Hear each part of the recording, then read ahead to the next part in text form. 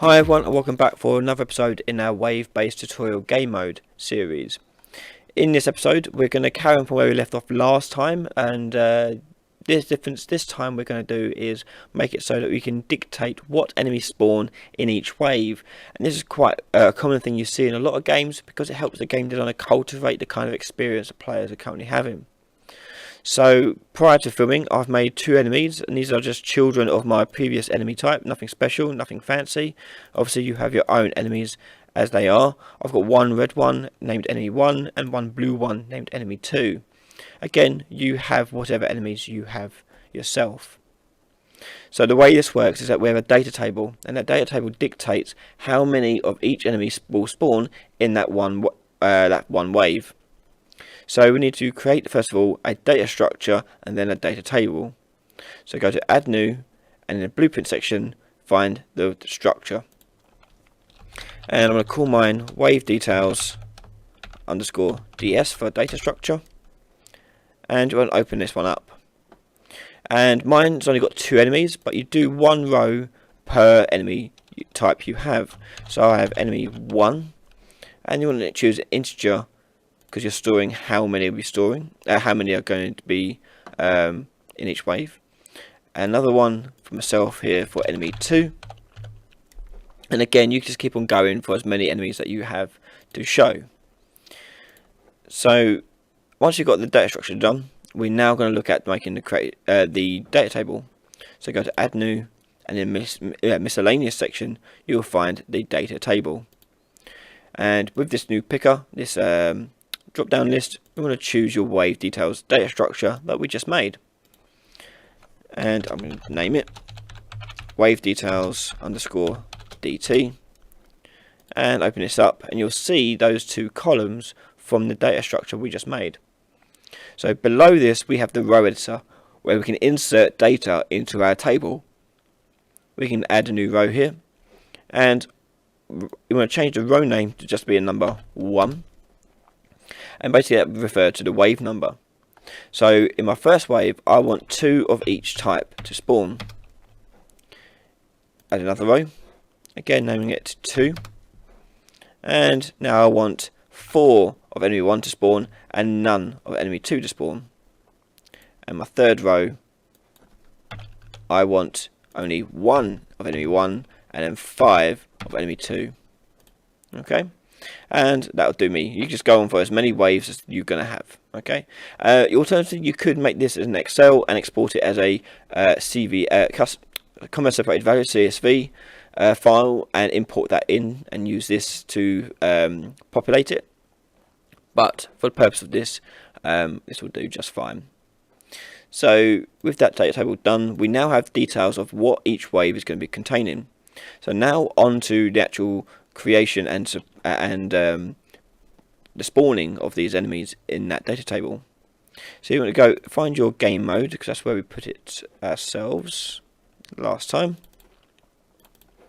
and here's the code we done last time.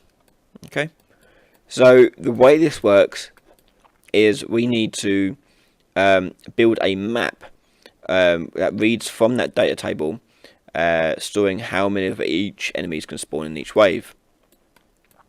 So let's create a new function for this, and my function is going to be called populate map. And my populate map function is going to simply build a map variable up from our data table. So a map variable we create down in the variables section down here, and I'm going to call mine enemy list. And on the variable type you want to choose the enemy class.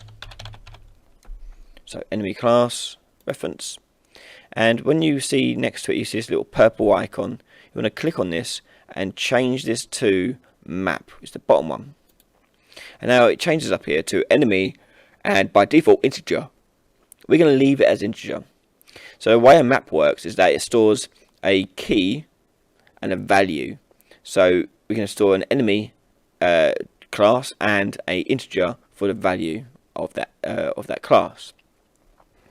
So if I was to say now drag this into my world and choose get, I can now add a class to my map data. Sorry, my map variable. So when we click on populate map, we want to connect that up like so, and we want to add enemy1, and we want to add a certain value. Now we could just type it in, but we want to read it from a data table. So right click and type in data table, and you want the one that says get data table row, like so. And we're just going to disconnect all this for now, because now we're trying to get that data from the table. So the data table, we're going to choose from our list, and here we have row name to choose from below. Now I want this to be changed based on what wave we're actually on. So I want to create this function to have an input, and I want that input to be the wave number, which is going to be an integer. Now I have to convert an integer to a name. Now directly you can't do that. However, what you can do is turn an integer into a string, and then a string to a name. We're going to connect that up like so, and that will now spit out the row according to the wave number we're currently on. So now we want to build our map up with this row data. So you want to right click and type in make map, and with make map we can now connect up our out row data to this map function, this map node. So right click on out row and choose split to get all your enemy 1, enemy 2 lists and so forth. And I'm going to drag enemy 1 over to the key over here. Oh no, not key, value. And you will add another one to our other value there, and we want to set this to enemy list. So drag your enemy list out and choose set, and plug that into the map. Now because we just set this to our enemy list, our key 0 and key 1 have changed to classes. So you just want to choose the enemy from the drop down each time, and this will make the map. Okay, if we were to update this map and call this function again with new values, the new values will just overwrite the old values with the matching key. A key can only exist once in a map. Okay, so you just do this for as many enemies as you have, and keep adding pins to as many you like to finish the map. So there's our map ready to go, all built from our function. You want to go back to your event graph, and here we need to populate that map at the beginning. So in begin play, we just start this set timer, so forth.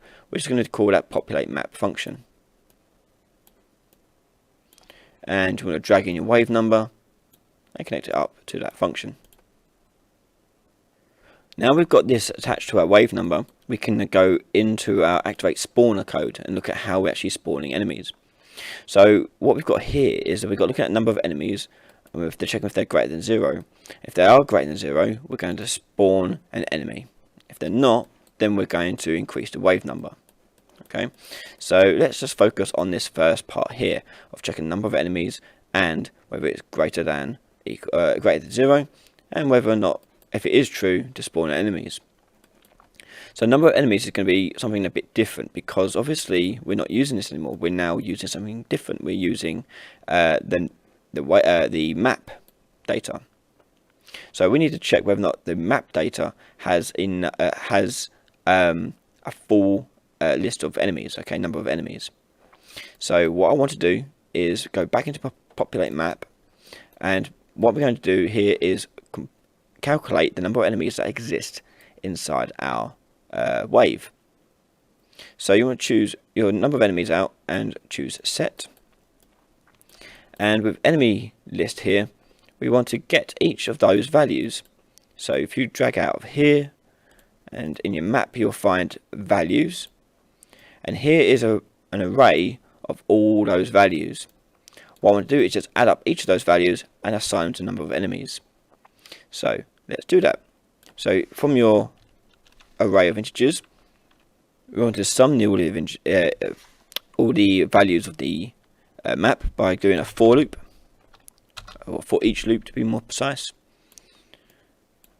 And on the for each loop, we have the array element, and we want to add that to the number of enemies.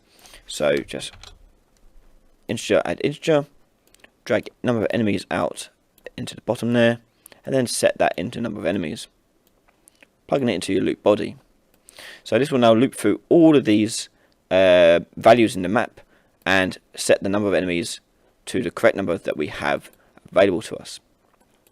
Click compile. Go back to your event graph, and I think that is all we need. Yes. Yeah. So that should be fine.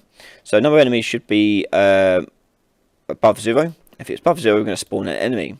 Now the trick is which enemy to spawn, because we're taking it from a list. So we want to tweak this spawn enemy code slightly to allow us to do so. So double click on your spawn enemy and it'll open up the function in the spawn point actor. And the class here we want to be able to change. So on the spawn enemy function we want to create a new input. So click on new input and we want to choose the enemy to spawn, and that's going to be an enemy class. Oh, there we go. Click compile, and that will do you. Go back to your game mode, and you can see the enemy to spawn is now appeared on our function. We now need to hook this up to our map and choose one at random. So here we're going to create a function here, and we're going to call it choose enemy, and in this we're going to get the enemy list map out, and what we need to do is get the length of it. Okay, and that will determine how many sorry, not the length of it. We want to get all the keys,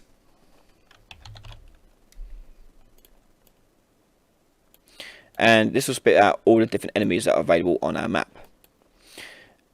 From this list we want to choose one at random, so choose get a copy, and we want to randomize this integer we got here. So we want to come out there and do random integer, and the random integer will be the length of our enemy list, or length of the keys. In fact, let's just do the length of the keys, like so. So now this is getting a random enemy from our list. We want to check first of all that it is in fact got a value associated to it though. If it's 0, we don't want it to pick that one. So from that we want to get the enemy list back out, and we want to find the map key that matches the one we just got randomly. If it does match, we get that coming out true, but more importantly we get the value, and we want to check if this value is above 0. So do above 0, so greater than 0, and now go into a branch. Okay, now it's in a branch. We want to choose the enemy function into the branch. Actually, we forgot to do the keys first. Keys, and then branch, like so. Let's just tidy this up a little bit.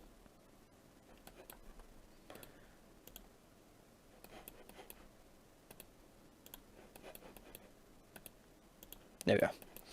So hopefully this makes sense. We got a random key by looking at the key list, getting the length of it, choosing a random one from that length, and finding the value of it. If the value of it is greater than 0, great, we can continue on. However, if it's false, what I want it to do is I want it to choose another enemy instead. So here I'm going to type in choose enemy. like so. Hopefully this won't cause any issues. We'll come back to this later, as it could cause an infinite loop, but we'll come back to it when we revise our code. On the Trudeau, we've got a enemy. We found one, a key that is fine. To make it as nice and easy and not tidier, what I'm going to do is promote this get to a local variable, like so. Plug that in there, and plug that in there. Okay, and that can go up there. Just making it a bit tidier and a bit easier to read, nothing special. So it's a local variable, it's just going to store the one we've chosen. Call it chosen enemy.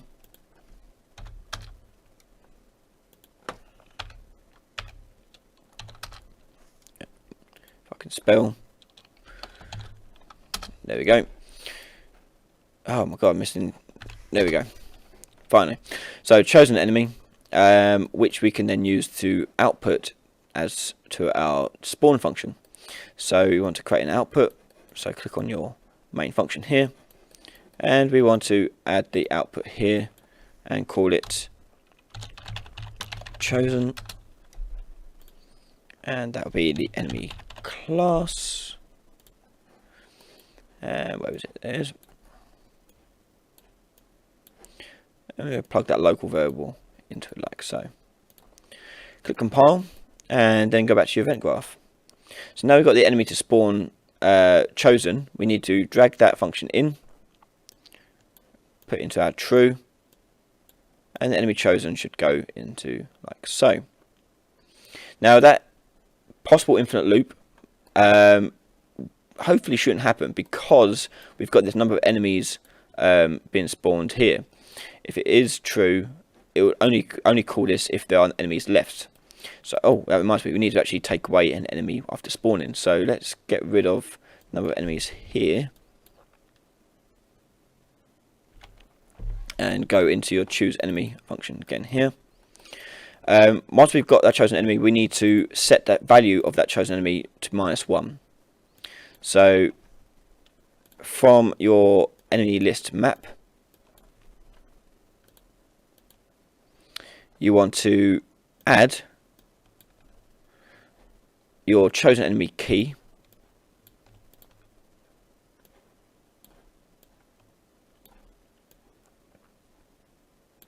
and let's just tidy up a little bit.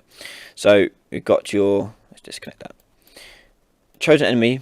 We're adding the chosen enemy into it, but the value here is going to be what it was, -1. Okay, so this find value, we can actually store this to a local variable, save us doing it again.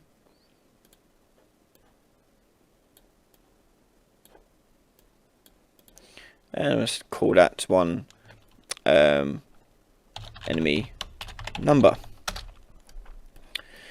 And enemy number, I'm going to get and take away 1 and put it into this add here. And what that'll do is it will overwrite in that map this chosen enemy by this new number. We'll now plug that into your return node and plug your chosen enemy into your return node like so. So that should remove enemies from that map and eventually get it down to 0, 0, 0. So go to your event graph, and that would be it. So number of enemies is greater than 0. And then we also want to take 1 away from the enemy. So go back to your choose enemy function. We actually have to reduce this number of enemies number as well. So just going to drag this across, number of enemies, and we're going to do -1 and set number of enemies like so. Whew, that'll do. So this should now handle everything we need to do. So this will go through and choose an enemy at random from that list and spawn it with that enemy spawner. Once we run out of enemies, it'll go down false, and it'll get all actors of class of enemy, get how many are left. If it's less than 0, so i.e. they're all dead, we want to increase the wave number, and calculate enemy number. I also then want to repopulate my map. So drag your populate map out and plug that in like so.